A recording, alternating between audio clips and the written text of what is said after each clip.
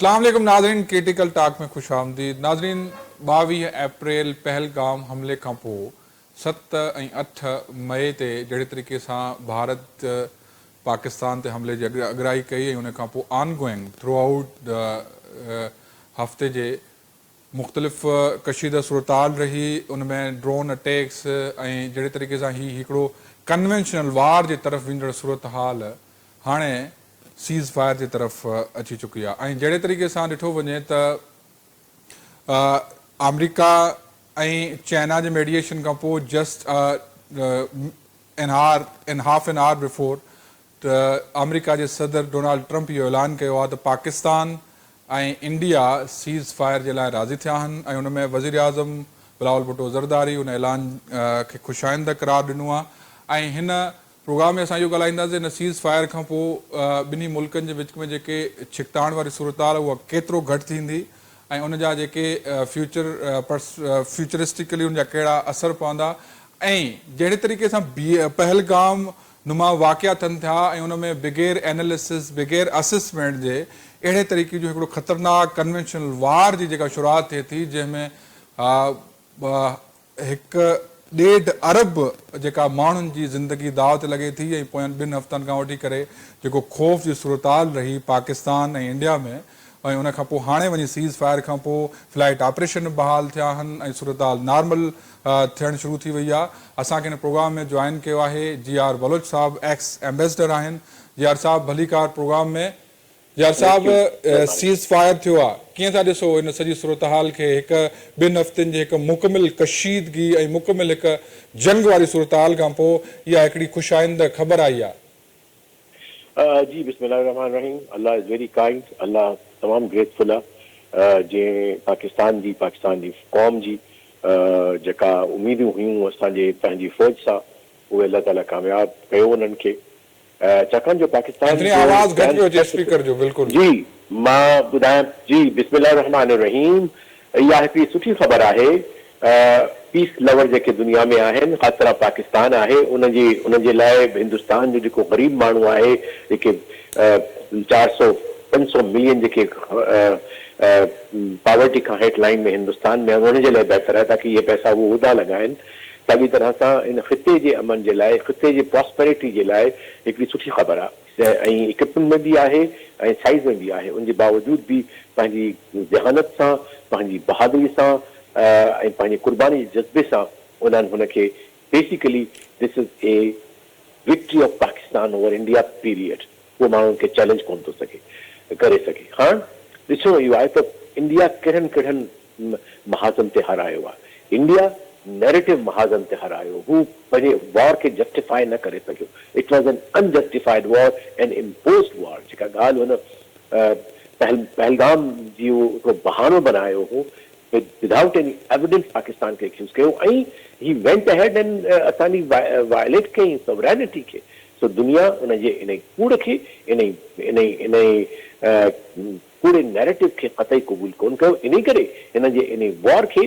का बि आलमी जेका आहे सा रिकग्निशन या आलमी जेका आहे सा न करे सघी। उन सां उन्हनि आलमी राय आमा हिंदुस्तान जे नैरेटिव खे कतई कोन हासिल करे सघी। स्ट्रेटेजी जे हवाले सां उनजी स्ट्रेटेजी टोटली रॉन्ग, ग़लति। पंहिंजा एॾा सारा एसेट हुअण जे बावजूदि, टेक्नोलॉजी हुअण जे बावजूदि, लेकिन छाकाणि जो उन्हनि जो सॼो वॉर नैरेटिव ई कूड़ ते हुयो ऐं उन्हनि में उहो जज़्बो ऐं उहा प्रोफेशनलिज़म कोन्हे जेका पाकिस्तान जे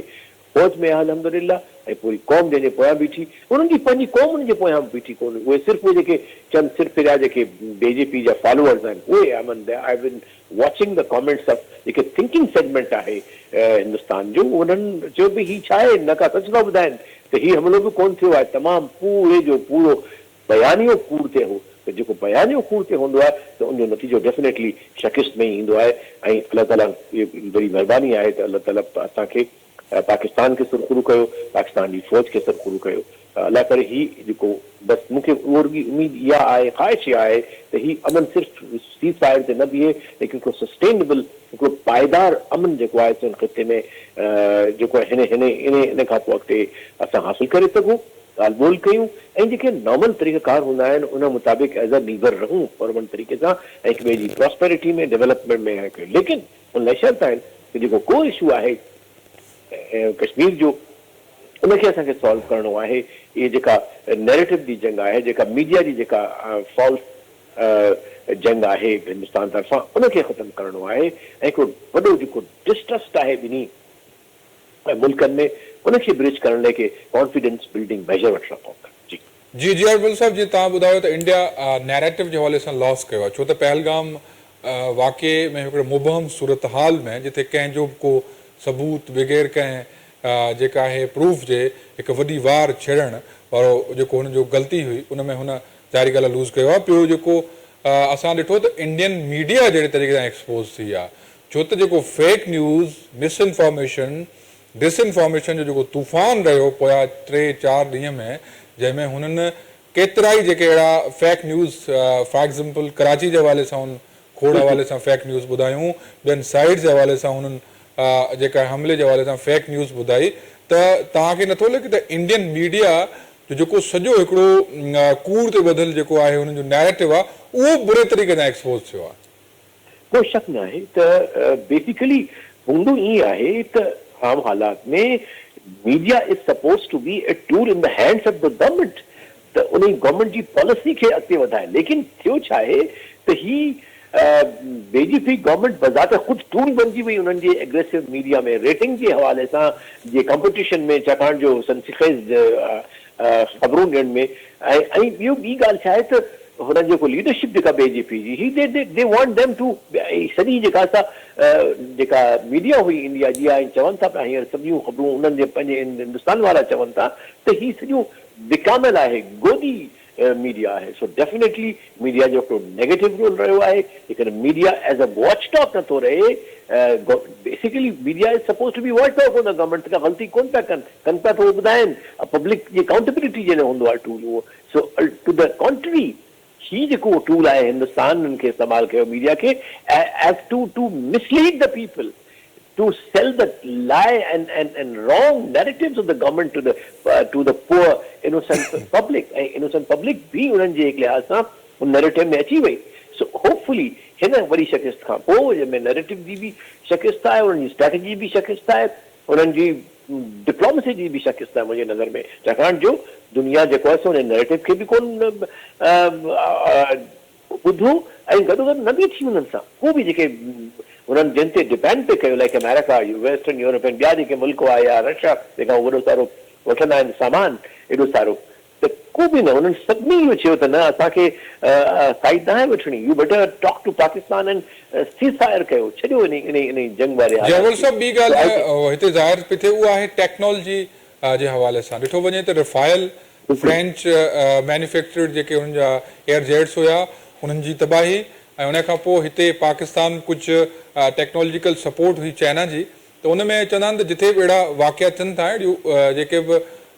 नंढियूं वॾियूं जेके बि चिकताण थियनि थियूं, उन में टेक्नोलॉजी जो इस्तेमालु थिए थो, मॉडर्न टेक्नोलॉजी टेस्ट बि थिए थी, मॉडर्न टेक्नोलॉजी असिस्ट कई वेंदी आहे। त हिकिड़ो त रफ़ाइल जो फेलियर, ॿियो कुझु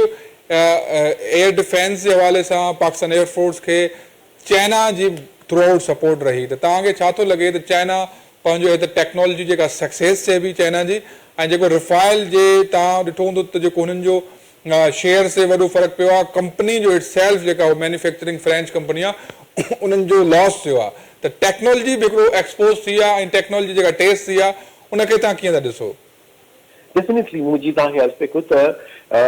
हिंदुस्तान जेको आहे सो पंहिंजी जंग हारायो आहे टिनि स्पेक्ट्रम में, नैरेटिव में, स्ट्रैटेजी में and use of the assets. उन में टेक्नोलॉजी भी शामिल आहे, इक्विपमेंट भी शामिल आहे। ईअं कोन्हे को राफेल कोई आम जहाज कोन्हे, it's one of the top fighters आहे, उनजी टेक्नोलॉजी भी काफ़ी एडवांस आहे। It is the man behind the gun. असल में जेके हिननि जा, मूं सची ॻाल्हि आहे कोई 2 हफ़्ता पहिरियां जंग खां पहिरियां हिकिड़ो कॉमेंट ॿुधो जेको हिकिड़ो इंडियन एयरफोर्स जो एक्स ऑफिसर जेको हाणे पढ़ाईंदो आहे मिशिगन यूनिवर्सिटी में, हुन चयो technologically our air force is not competent to fight any war, to even handle that advanced equipment. But paisa to hoya, but money cannot, it can buy everything, but it has to be used by the people. So in a way, technology भी हुई पर इंसान gun वधी जेको अहम role अदा कयो आहे उहे the man behind the gun it was our people our air force competence intelligence the commitment which made the Chinese technology appear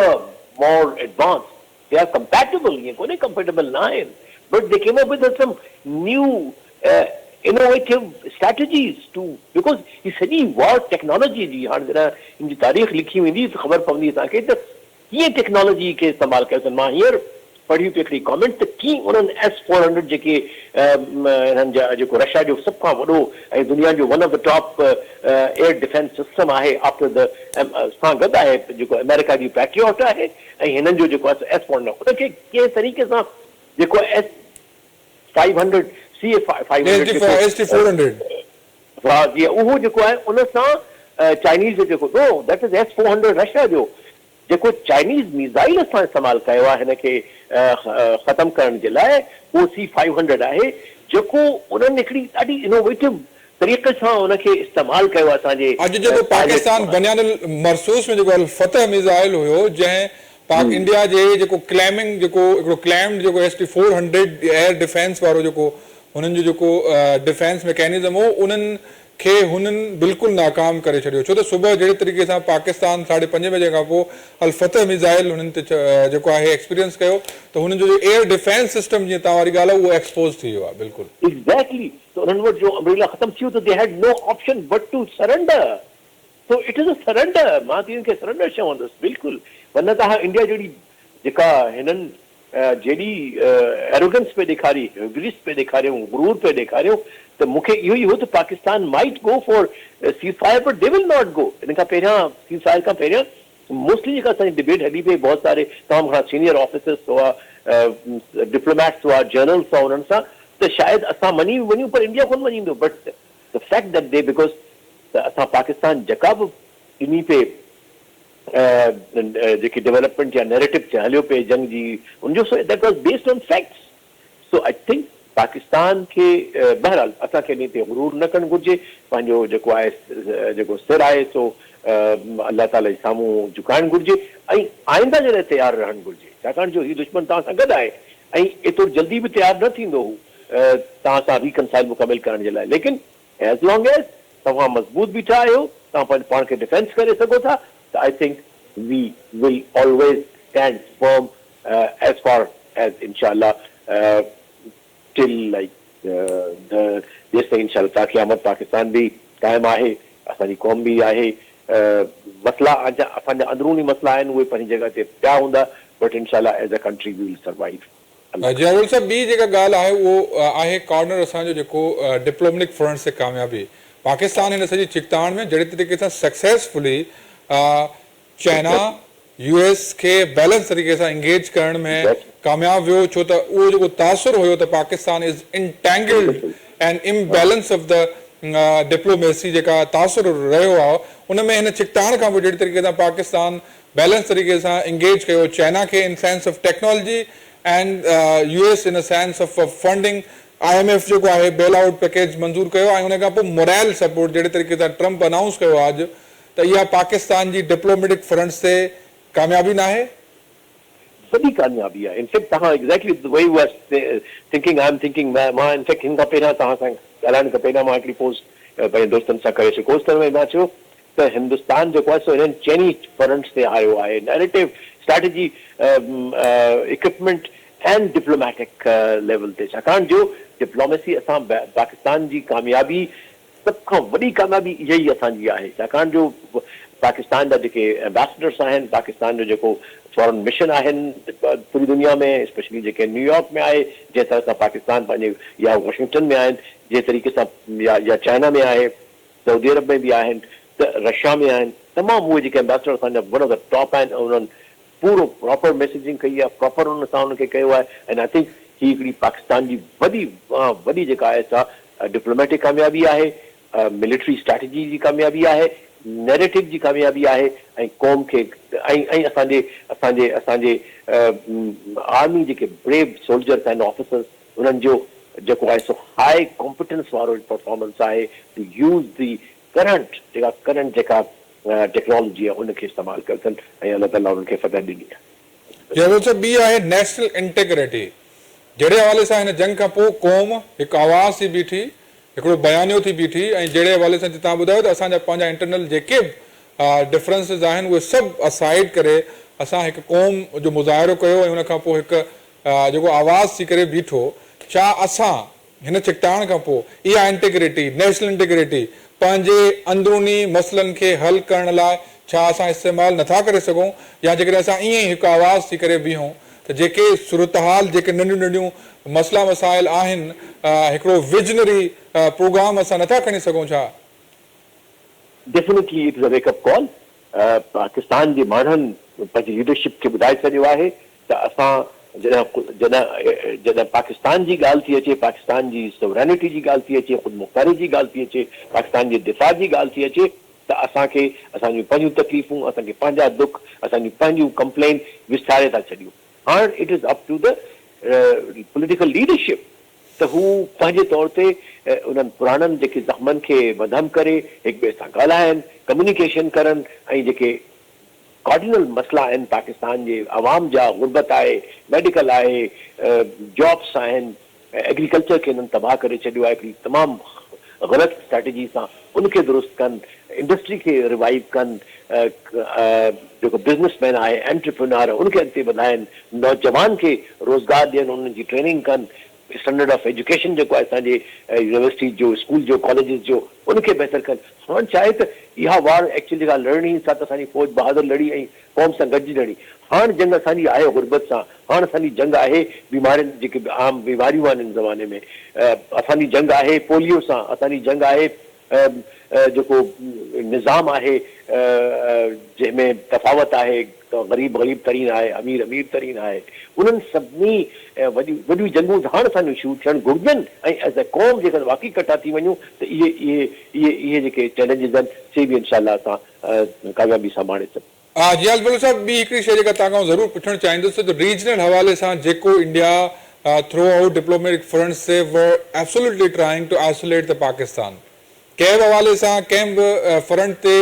India was of course entirely trying to isolate the Pakistan and regional fronts. Regional जेका SCO वारो platform हुजे या कंहिं ॿियनि platform से through out India जो जेको रवैयो रहियो उहो बिल्कुलु हिकिड़ो जारियाना रहियो, लेकिन हिन कामयाबी खां पोइ पाकिस्तान जी जेका रीजनल सो कॉल्ड जेका स्ट्रेटेजिक पोज़ीशन आहे उहा केतिरी मज़बूत थींदे ॾिसो पिया तव्हां?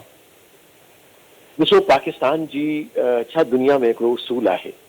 त तव्हां मज़बूत आहियो, तव्हां कामयाबु आहियो, तव्हांजा 100 दोस्त आहिनि, पर नाकाम शिकस्त खुर्दा क़ौम जो को बि दोस्त न हूंदो आहे। हमेशह इहो त एज़ अ क़ौम अल्हम्दुलिल्लाह we have come out victors. तव्हां ॾिसंदव त पाकिस्तान जी ऑलरेडी घणी हिकिड़ो सुठो स्टेटस आहे दुनिया जे अंदरि बि, रीजन जे अंदरि बि, लेकिन ख़बर अचो इहो परसेप्शन कंहिं क़ाइमु कयो आहे त पाकिस्तान हिंदुस्तान जे मुक़ाबले में एतिरो कोन्हे रिस्पेक्टेड। No, it's wrong. मां पहिरियां बि ॿुधाए चुको आहियां कुझु तव्हांजे चैनल्स खे, दिस परसेप्शन इज़ रॉन्ग। मां ॿाहिरि रहियो आहियां 8 साल। We compete with India for everything. In fact, they look up to us for advice, for any technical, professional advice. दोस्ती असांजी पता नहीं उन्हनि जी पूरी हुकूमत खां वठी, मीडिया खां वठी, आर्टिस्ट खां वठी, बिज़नेसमैन ताईं हूंदी आहे।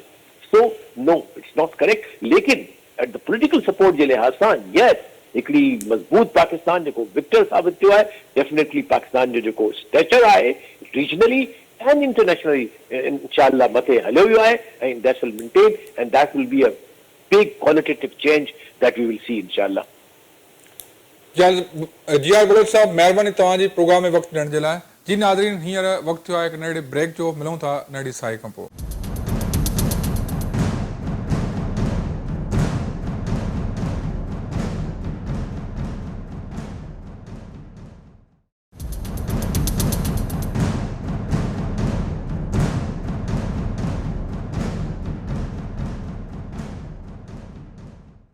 वेलकम बैक नाज़रीन। असांखे हिन प्रोग्राम में स्टूडियो में जॉइन कयो आहे सीनियर तजकार, सीनियर सहाफ़ी शकील सुमरो साहब।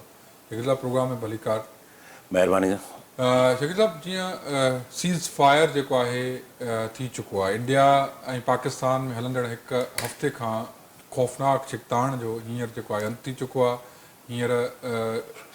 US मेडिएशन खां पोइ जहिड़े तरीक़े सां कुझु कलाक पहिरां डोनाल्ड ट्रंप जेको आहे उहो अनाउंस कयो सीज़ फायर जो, ऐं उन खां पोइ हींअर मुकमल अमल थी चुको आहे सीज़ फायर ते, ऐं उन सॼी चिकताण में ॿियनि खोड़ सूरताल में ॾिठो वञे नैरेटिव लॉस थियो आहे इंडिया जो, इक्विपमेंट टेक्नोलॉजी एक्सपोज थी आहे, लेकिन उन सां गॾोगॾु जेको इंडियन मीडिया एक्सपोज थी आहे, बायस ऐं डिसइंफॉर्मेशन मिसइंफॉर्मेशन वारो जेको बायस न्यूज़ वारो जेको तूफ़ान आहे, उन में तव्हां कीअं था ॾिसो त हिकिड़ो प्रोफेशनल्स जर्नलिस्ट जे तौर ते उन सॼे हिकिड़ो जीअं हिकिड़ो ह्यूमिलेटेड तरीक़े सां उहा एक्सपोज थी आहे, तव्हां हिन एक्सपोजर खे कीअं था ॾिसो? हाँ बिल्कुलु तव्हां सही चओ था। हींअर हिकिड़ी जेका ख़ुशाइंदा ॻाल्हि इहा आहे त सीज़ फायर थियो आहे, छाकाणि त ॿिन्ही मुल्कनि जी तक़रीबन 2.25 अरब इंसाननि जी आबादी आहे, ऐं उन में जेकॾहिं पीस न आहे त ज़ाहिर आहे इकोनॉमिकल ऐं खोड़ अहिड़ा पासा आहिनि जेके ॿिन्ही मुल्कनि जा उहे डैमेज थियनि था, ऐं उनजो सिधो सो इफेक्ट जेको आहे उतां जी पब्लिक ते पवंदो। ऐं हीअ अमेरिकन जेका ट्वीट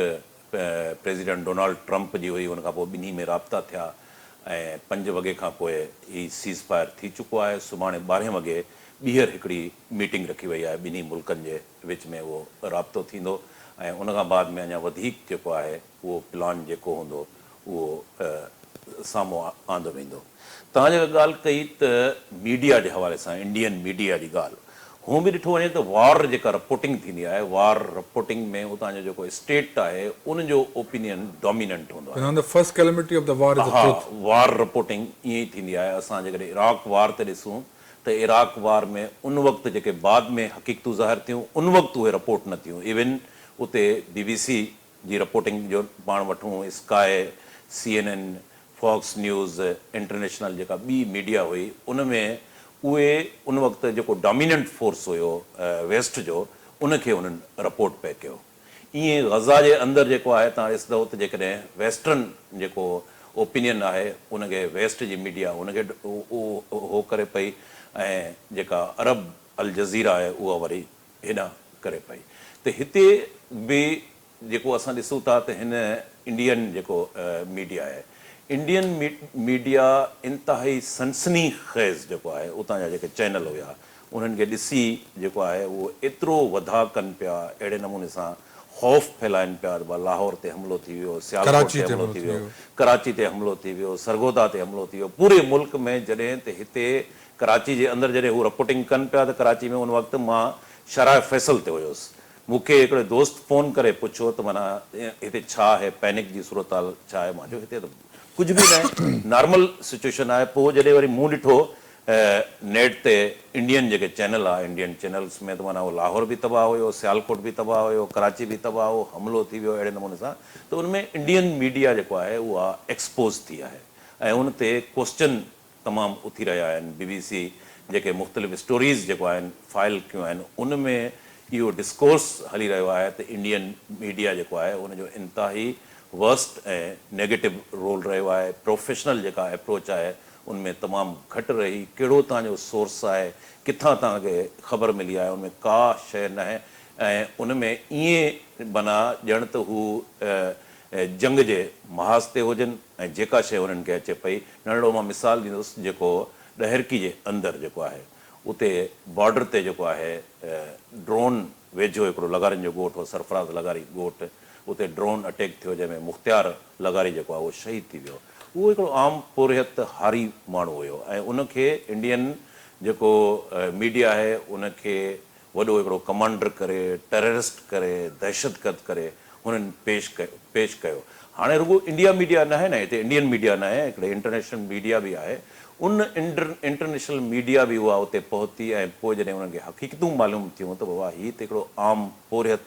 हारी माण्हू हुयो, उनखे जेको आहे उनमें तव्हां टारगेट कयो आहे। त इंडिया मीडिया जेका आहे, इंडियन मीडिया, उहा बुरी तरह एक्सपोज थी आहे। कुझु इंडियन जेके चैनल आहिनि उते संजीदा बि आहिनि, ऐं उन्हनि संजीदा चैनल्स जेको आहे ख़ुदि उन इंडियन मीडिया जेका मेजॉरिटी में हुई उनखे ख़ुदि उन्हनि एक्सपोज कयो आहे। उते क्रिटिसिज़म आहे, मोदी सरकार जा जेके इंटरनल मामला आहिनि उन ते तमामु घणो क्रिटिसिज़म थी रहियो आहे। कांग्रेस जा लीडर जेके आहिनि उहो उन ते क्रिटिसिज़म कनि था पिया। बिहार जी इलेक्शन जेका अक्टूबर नवंबर में थियणी आहे, उन हवाले सां मोदी जो जेको किरदारु आहे, ऐं मोदी जेको आहे हिनखे पहलगामा में जेको आहे अञा ताईं तव्हांखे का एविडेंस न मिलिया आहिनि, साबिती का न assessment मिलियूं proper न आहिनि, थी का अहिड़ी शइ न थी आहे, इन्वेस्टिगेशन थिए ऐं हिननि ऑफर कई पाकिस्तान तव्हां UN जेको कमीशन विहारियो उतां को इन्वेस्टिगेशन थिए, इंक्वायरी थिए, ऐं उनखां बाद में को प्रूफ थिए थो पियो त असांखे ॿुधायो। पर इहो हुननि जेको स्टेप आहे उहो इंतिहाई जेको आहे उहो हिकिड़े पंहिंजा जेके इंट्रस्ट आहिनि उन जा वेस्टर्न इंट्रस्ट आहिनि उन्हनि खे सर्व करण जे लाइ,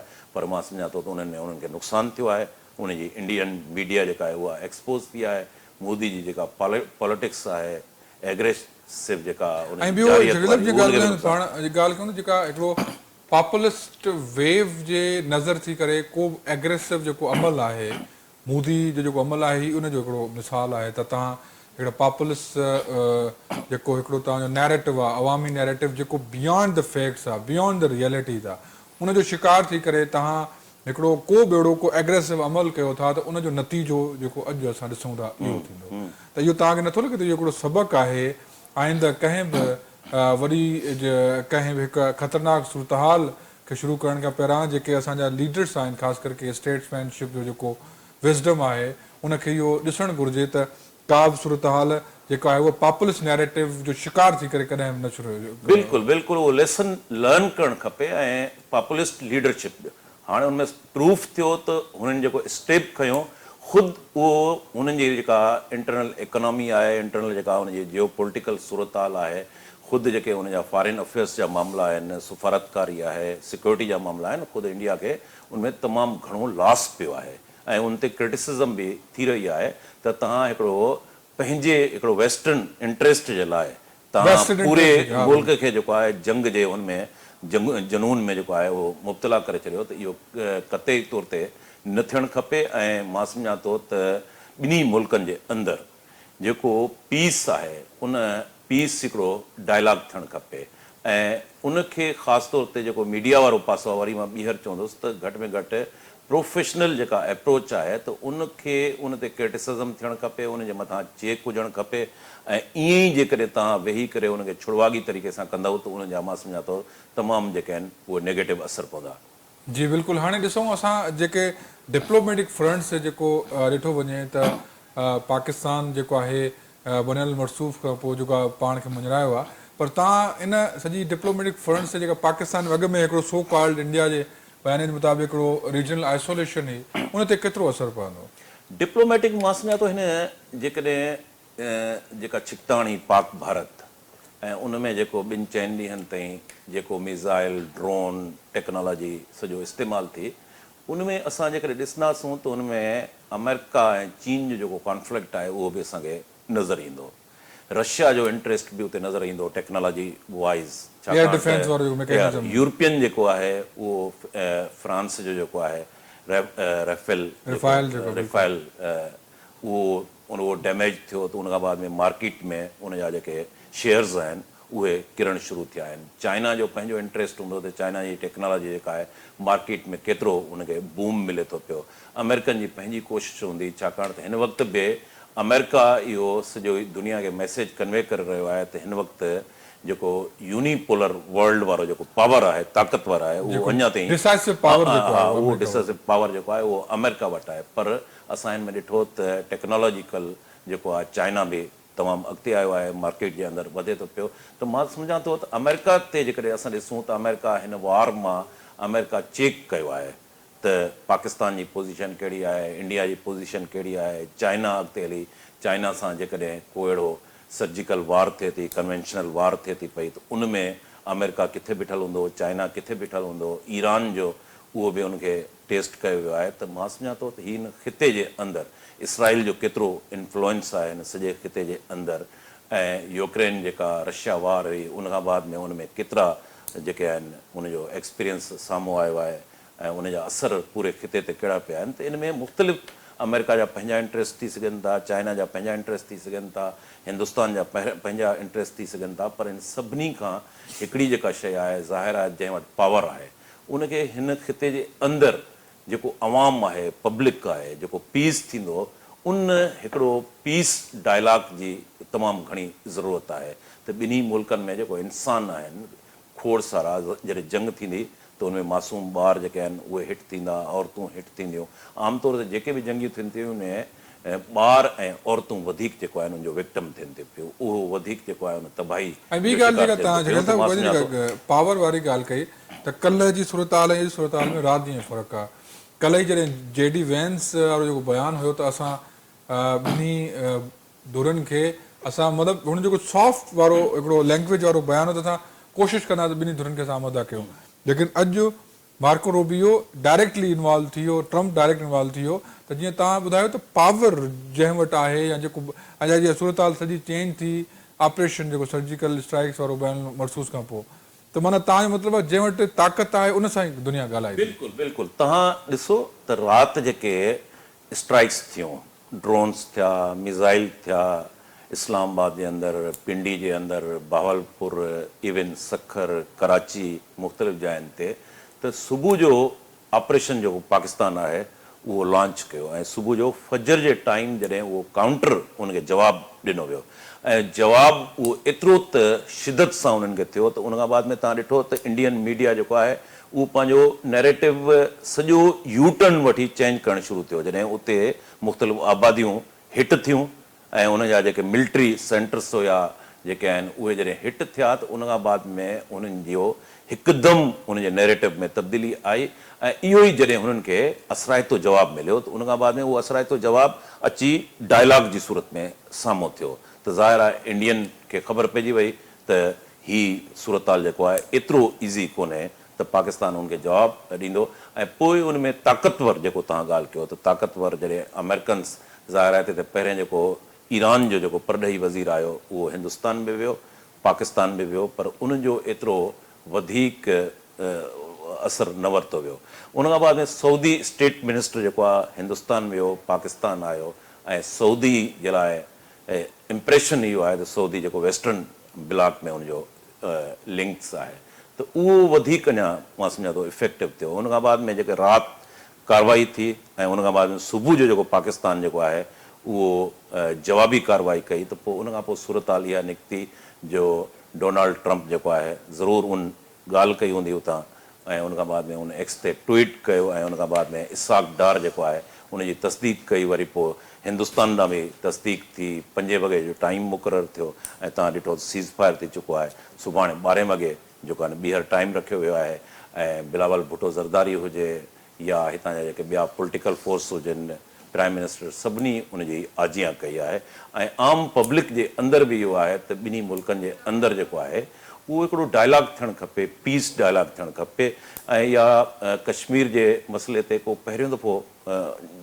मामिलो जंग न छिड़ी आहे। इन खां पहिरें बि 1947 हुजे, उन खां सवाइ असां 71 में ॾिठो, उन खां पोइ 65 में ॾिठो, कारगिल में ॾिठो, मुख़्तलिफ़ दौर में इहे कम थींदा रहिया आहिनि ऐं उन सां गॾोगॾु हिकिड़ी अॻिभराई बि थींदी रही आहे। तव्हांखे यादि हूंदो त वाजपेयी ऐं जॾहिं नवाज़ शरीफ़ में बस डिप्लोमेसी थी हुई, पोइ उहा जेकॾहिं अॻिते हली न हली सघियो त हिन वक़्तु बि ज़रूरत इहो आहे त ॿिन्ही मुल्कनि में जेके बि मामला आहिनि उहे तकरार जेको आहिनि उहो पीस डायलॉग जे ज़रिए हल थी सघनि था, पर वरी बि इन में जेके बैनुल अक़वामी ताक़तूं आहिनि उन ते आहे त उहे छा थियूं चाहिनि। शकील साहब वॾी महिरबानी प्रोग्राम में जॉइन करण जे लाइ। जी नाज़रीन सां गॾु प्रोग्राम जो वक़्तु पूरो, नए हफ़्ते के नए टॉपिक सां मिलिबो।